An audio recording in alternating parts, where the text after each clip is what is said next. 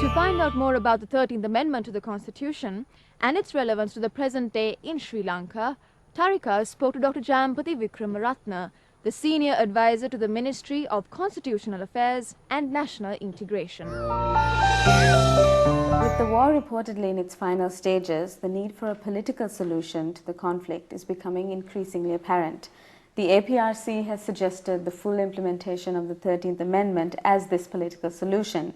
Can you give us a brief overview of the 13th Amendment and its relevance to the national problem? Firstly, the APRC has suggested the full implementation of the 13th Amendment only as an interim measure. Their final proposals are yet to come, and one hopes that the APRC will propose something which is really attractive to the ordinary Tamil people. The 13th Amendment to the Constitution provides for limited devolution of legislative and executive powers to provincial units.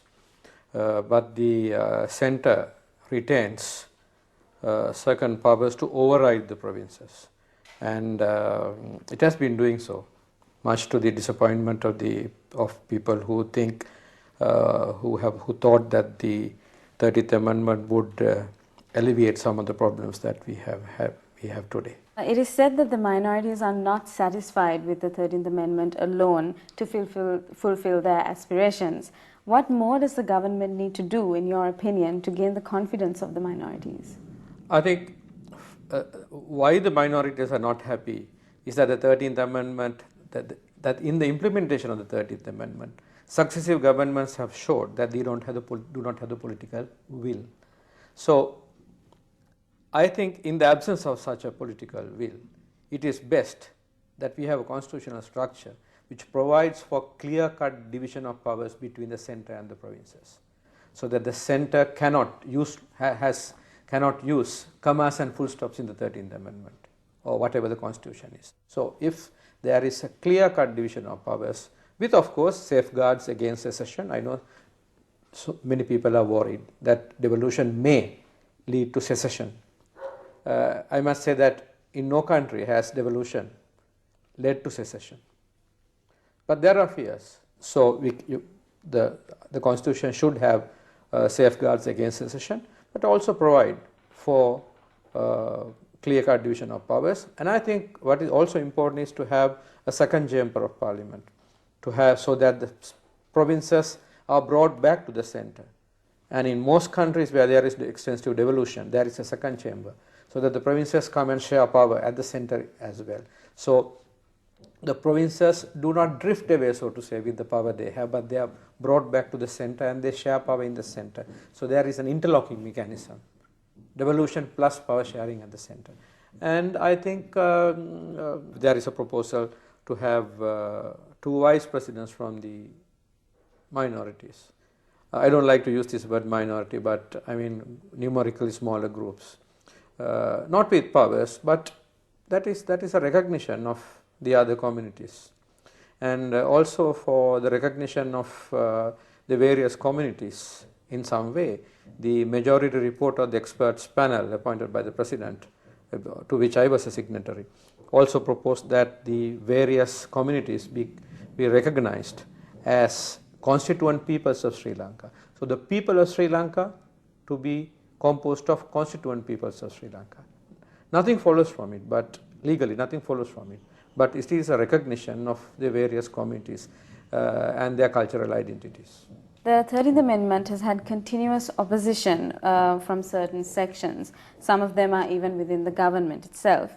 Do you think that this will have an effect on the way the government implements the 13th Amendment? The government, and I say successive governments, have not implemented the 13th Amendment. It's 1 year since the APRC proposed that the 13th Amendment may be implemented fully as an interim measure. Nothing has happened, not a single step has been taken. After the military marginalization of the LTT, which is likely to happen, people who are interested in a political solution will press forward such a solution. But at the same time, as you said, there will be people who are against any devolution, any accommodation with the any accommodation of the numerically smaller groups, the so-called minorities. and the government will have to take a clear stand. If the government fails to take such a clear stand and tell its allies that, look, we need to have an attractive political solution, because if you don't have an attractive political solution, all what is gained on the military front will be lost in the years to come. And there is a possibility, I hope it does not happen, but there is a very good possibility of a reincarnation of Tamil nationalism in the form of violence.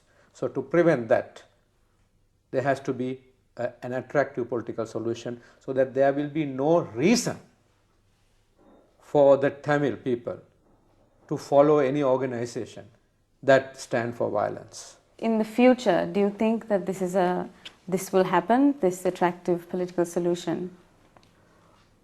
Well, I cannot say anything about the future, because politicians, leaders also sometimes take very opportunistic decisions.